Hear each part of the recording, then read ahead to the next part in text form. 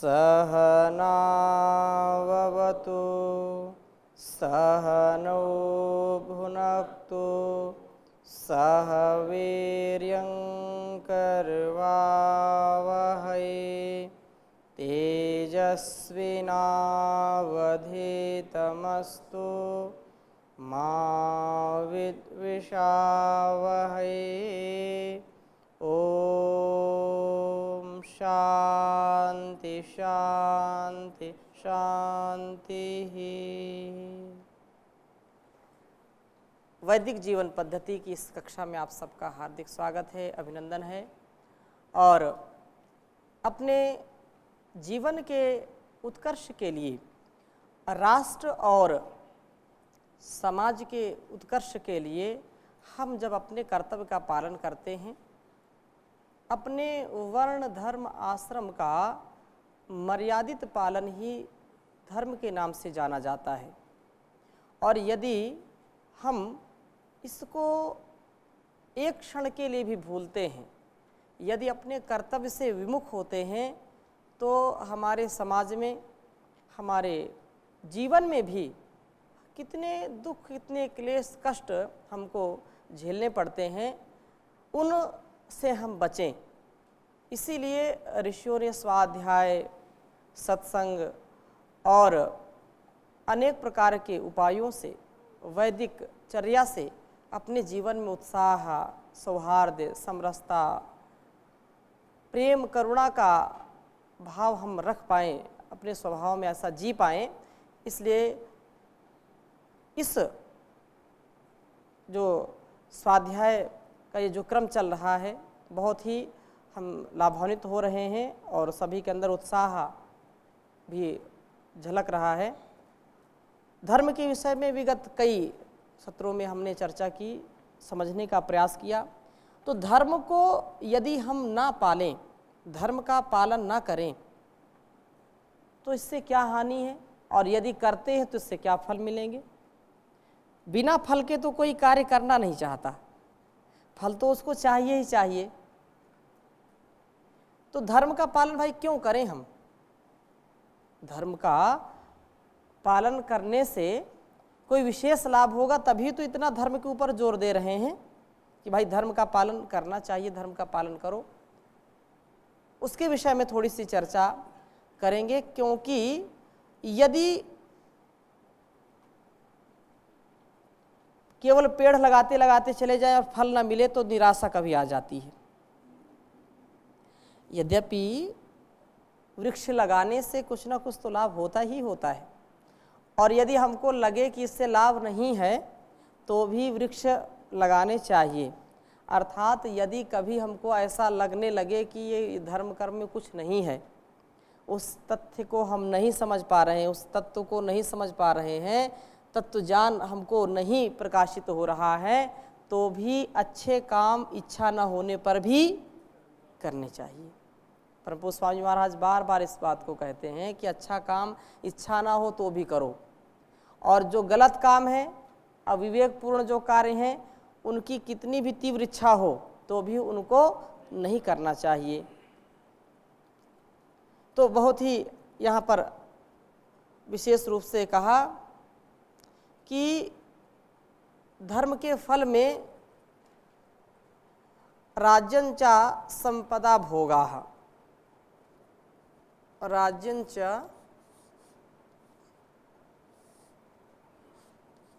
संपदा भोगः।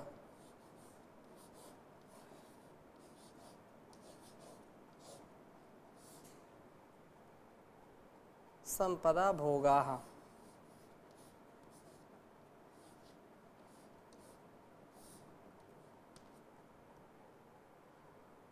कुले जन्मा स्वरूपता,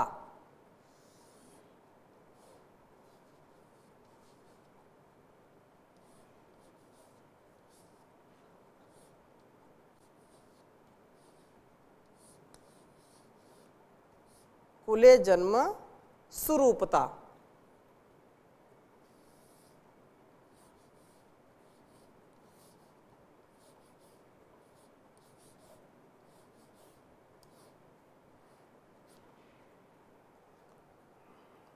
धर्म के ये फल यहाँ पर बतलाए गए हैं। राज्यंचा संपदा भोगाः कुले जन्म सुरूपता पांडित्यम आयु आरोग्यम। पांडित्यम आयुरारोग्यम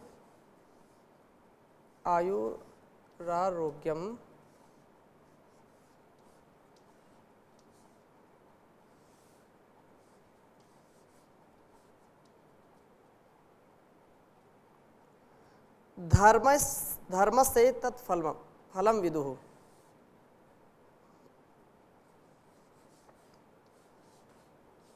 धर्मस्य तत्फलम विदुः।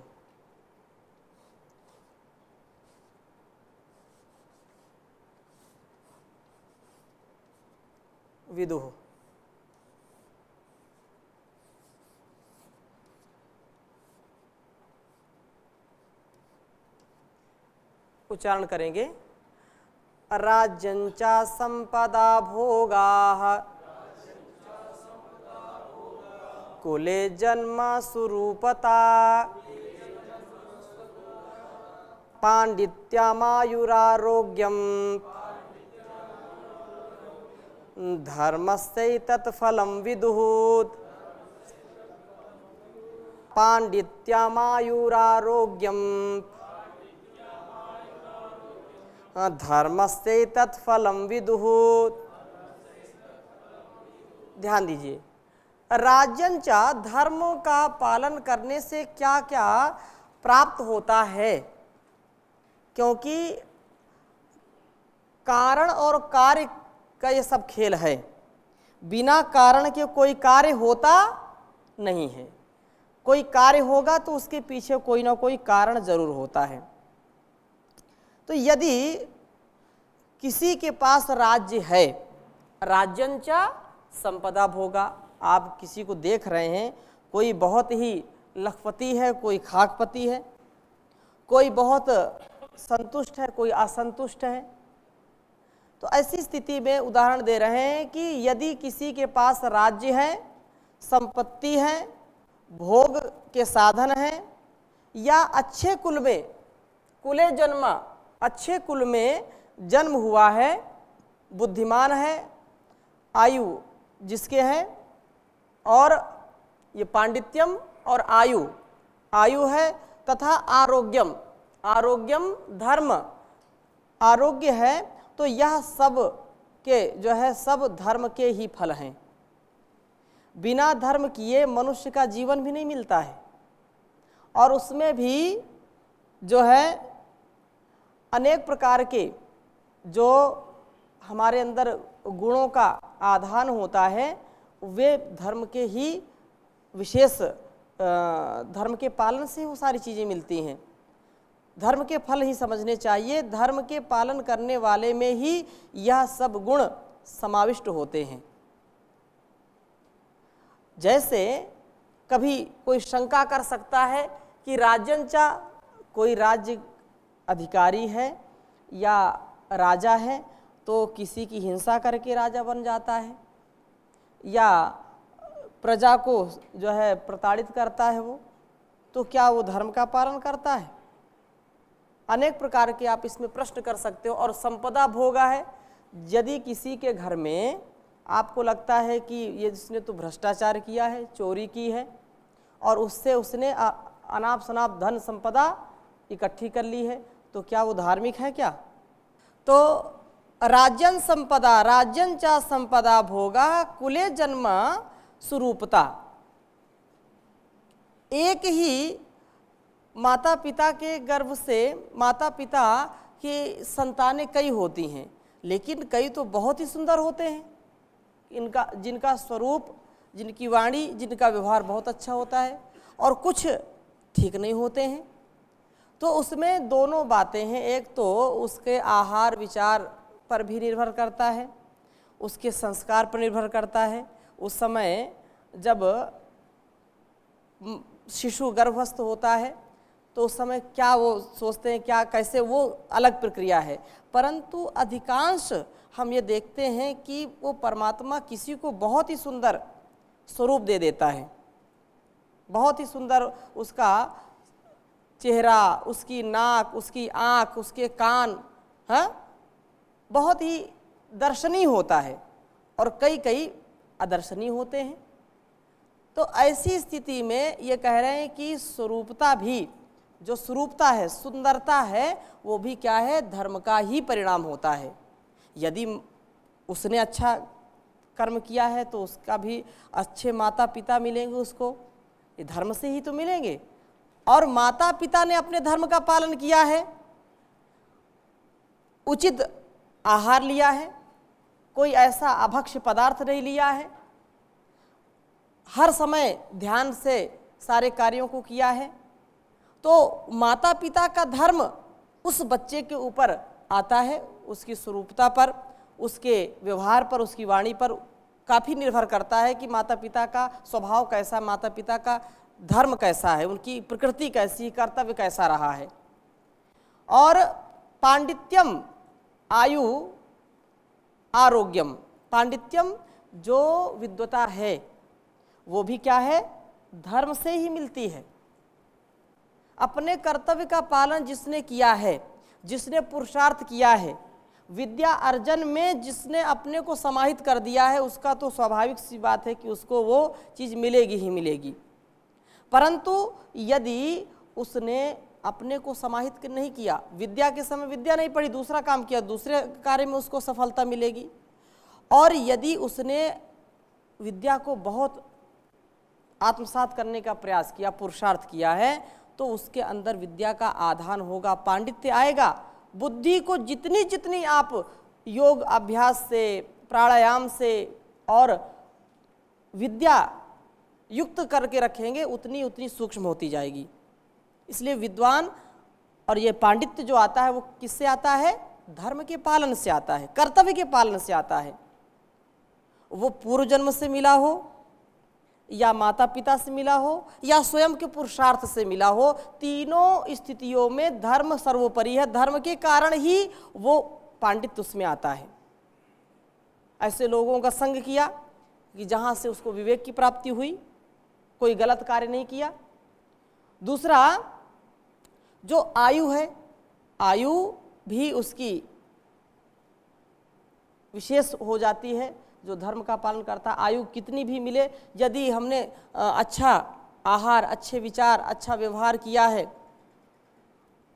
सावधानी से हमेशा आगे बढ़ते रहे हैं, कभी कोई गलती नहीं की, एक्सीडेंट नहीं किया, तो हमारी आयु अधिक रहेगी। लेकिन यदि कभी कभी ऐसा होता है कि हम तो अच्छा चल रहे होते हैं, कोई दूसरा व्यक्ति आकर के दखलंदाजी करता है हमारे जीवन में, किसी ने विष दे दिया, किसी ने कोई ऐसे पदार्थ खिला दिए कि शरीर में जहर फैल गया, कोई हमारे ऊपर ही आक्रमण कर दिया या वाहन से टक्कर मार दी, तो हमारा उसमें कोई दोष नहीं है, लेकिन वो फिर विषय अलग हो जाता है।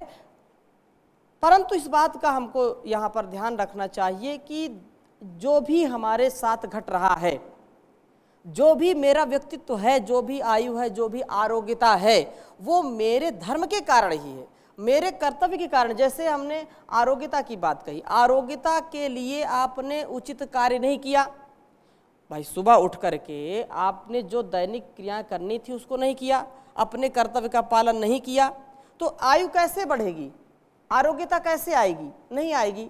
समय से भोजन नहीं किया, आपका कर्तव्य ये था कि समय से भोजन करना चाहिए, समय से उठना चाहिए, समय से सोना चाहिए, समय से सारे कार्यों को करना चाहिए, उन समयों का पालन नहीं किया, उन कर्तव्यों का पालन नहीं किया, अनुशासन का, मर्यादा का पालन नहीं किया, जिसके कारण हम दुखी हो गए, रोगी हो गए और अल्प आयु में ही हमारा शरीर पूरा हो जाता है।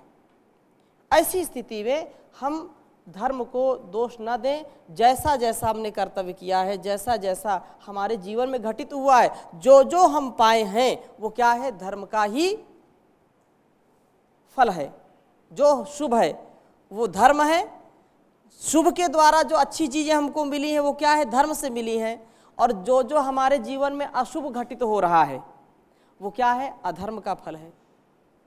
धर्म का फल ये है कि हम इन चीज़ों से सुसज्जित हो जाएंगे, और यदि नहीं होंगे तो फिर बहुत ही स्थिति खराब हो जाएगी।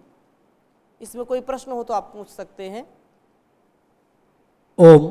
जी स्वामी जी, जो धर्म का कारण जो पांडित्य, आयु, आरोग्य इत्यादि जी जो फल मिलने का बारे में बोला गया है, जी वो अपना धर्म या पिता माता जी धर्म अच्छा करेगा, उनका अनुसार उनका जो पुत्र या पुत्री को मिलेगा। दोनों बातें मैंने कही हैं कि एक तो जिस आत्मा ने यहाँ पर अपना अस्तित्व बनाया है, अर्थात जिस माँ के गर्भ में वो आत्मा आई है, तो उसके पूर्व जन्म के कैसे कार्य रहे हैं, उसी के अनुसार उसके माता पिता का चयन परमात्मा करता है। जैसे गुण धर्म स्वभाव हमारे होंगे वैसे ही माता पिता हमको मिलेंगी। ठीक है, ऐसी व्यवस्था है। कुछ न्यून अधिक हो सकता है, अपवाद सदा जो है नियम से अलग रहता है।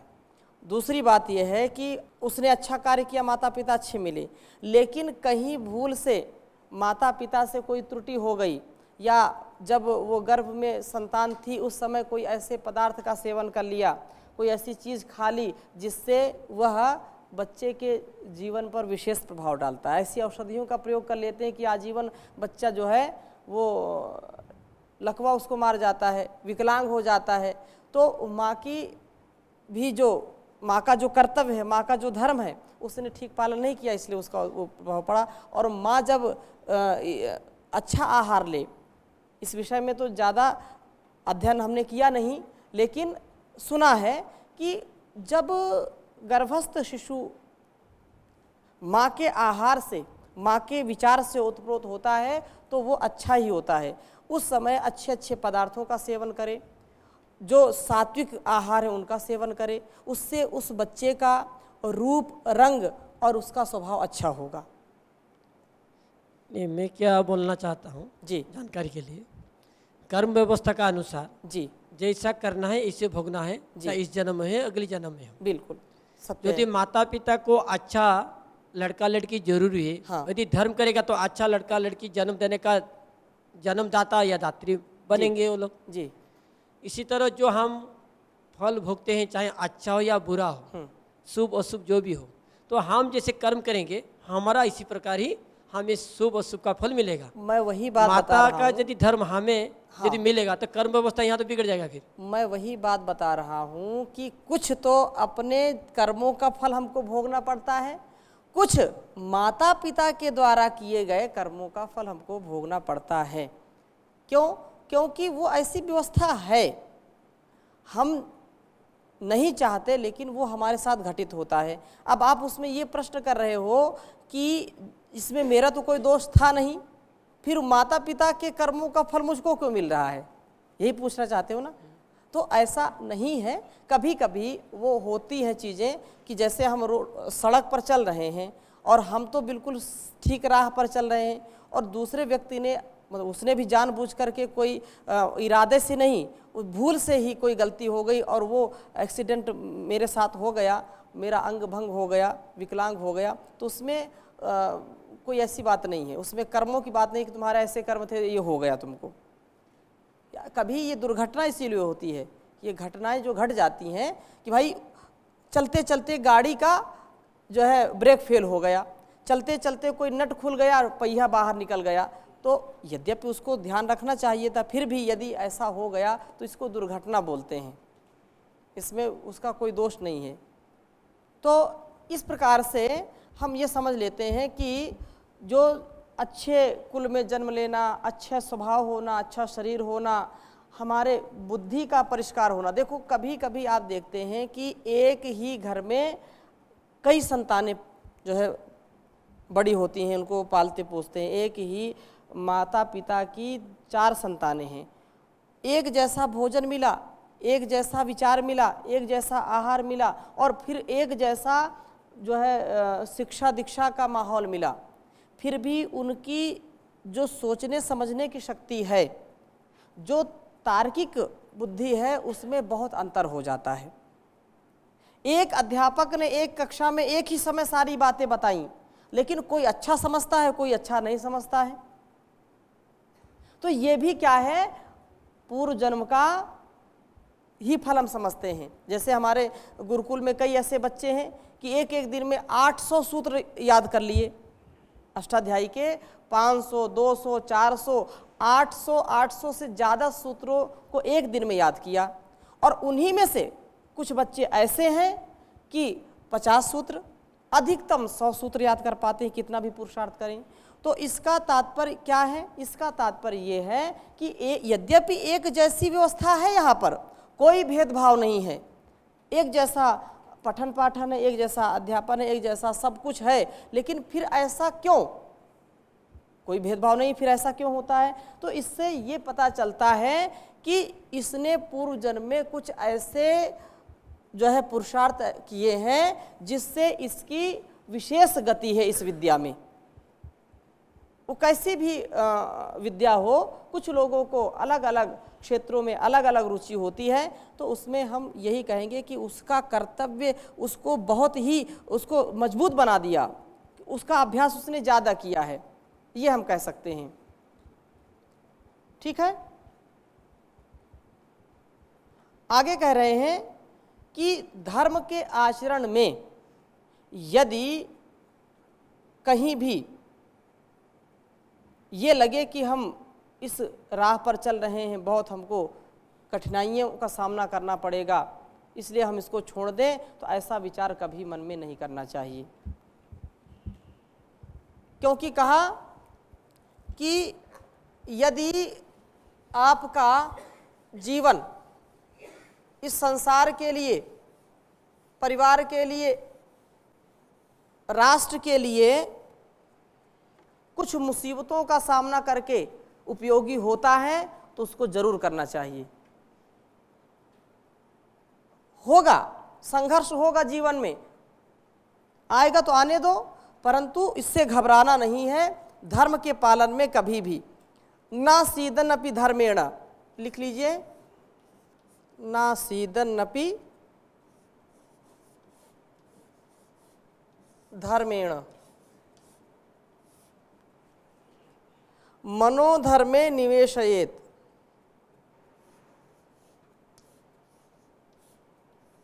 मनोधर्मे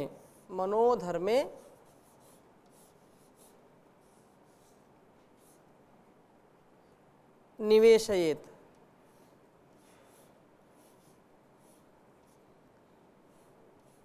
निवेशयेत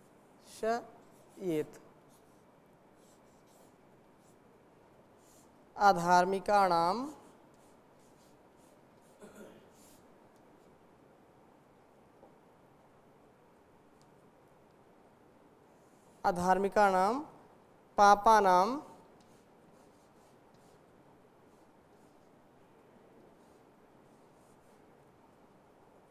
माशुः अधार्मिकाणां पापानां आशु पश्चन विपर्ययम्। ये उच्चारण करेंगे, नासीदन अपि धर्मेण मनोधर्मे निवेशयेत आधर्मिकाणां पापानां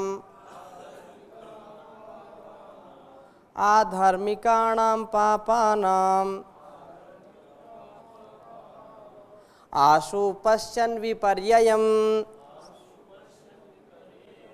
तो ये कह रहे हैं, जो व्यक्ति इस गति को धर्माचरण से जो दुखी होने पर भी, जो व्यक्ति न सीदन अपि धर्मेण, वो कभी भी धर्म के पालन में दुखी रहने पर भी धर्म को नहीं छोड़ता है, धर्म आचरण से दुखी होने पर भी अधर्म का आचरण कभी नहीं करता है और न कभी करना चाहिए। क्योंकि अधार्मिक और पापी लोगों की शीघ्र ही विपरीत दशा देखने को मिलती है। अधार्मिकाणाम पापन आशु पश्चन विपर्ययम, उनकी स्थिति जो पाप करते हैं, अधर्म का आचरण करते हैं, उनकी स्थिति बहुत ही गड़बड़ हो जाती है। न सीदन अपि धर्मेण मनो अधर्मे निवेशेत, जो सज्जन है, जो धार्मिक है, जो धीर गंभीर है, विद्वान है, वो कितना भी कष्ट हो, कितनी भी परेशानी हो, वो कभी भी अधर्म का आचरण नहीं करते हैं। और अधर्म का आचरण नहीं करते हैं तो उनके जीवन में भले ही हमको कुछ न्यूनताएं बाहर से नजर आएं, वे कभी भी निराश हताश नहीं होते हैं। लेकिन जो अधर्म का आचरण करते हैं उनके जीवन में अधार्मिका नाम पापा नाम आशु, बहुत ही जल्दी जो अधर्म का आचरण करता है बहुत ही जल्दी पश्चन विपर्ययम, उस विपर्य अर्थात विपरीत स्थिति दिखाई पड़ती है, उनके जीवन में बहुत कष्ट और बहुत सारी समस्याएं आ जाती हैं, आपदाएं आ जाती हैं, चाहे किसी भी स्तर पर हो। आप देखें कि जिसका धर्म में मन नहीं लगता तो उसका मन कभी शांत नहीं रहता, उसको भय हमेशा सताता रहता है, अकेले कभी बैठता नहीं, तनाव में पीड़ा में परेशान रहता है। भोजन उपस्थित है लेकिन भूख चली गई, भूख ही नहीं लगती। बिस्तर बहुत अच्छा है, वातानुकूलित कक्ष है, रूम में ठंडी में रूम हीटर लगा हुआ है और गर्मी में एसी चल रही है, तो भी उसको नींद नहीं आती। क्यों? क्योंकि उसकी जो अंतरात्मा है उसको बार बार झकझोरती रहती है, बार बार उसके कुकर्मों का जान उसको कराती रहती है कि तू ऐसा है, ऐसा है, धर्म का पालन नहीं करता। जो मन हमारी जो है मन्नत जो स्थिति है, मनन करने की जो स्थिति है, उसको वो विपरीत बना देती है। अर्थात जब व्यक्ति का आशय आसक्ति में लग जाता है, विषयासक्ति में लग जाता है, तो वो कभी शांत नहीं रहता। कभी आप देखें तो न उसकी दृष्टि स्थिर रहेगी, न उसका शरीर स्थिर रहेगा, न मन स्थिर रहेगा, कुछ ना कुछ समस्याएं उसके जीवन में रहेंगी। तो अधर्म का जो आचरण करते हैं, उनकी जो जीवन शैली है, जो उनका आचरण है, उनमें अनेक प्रकार के दोष उत्पन्न हो जाते हैं, उनका जीवन कभी अनुसरणीय नहीं होता है। तो आज यहीं तक, शेष चर्चा अगले भाग में करेंगे। ओम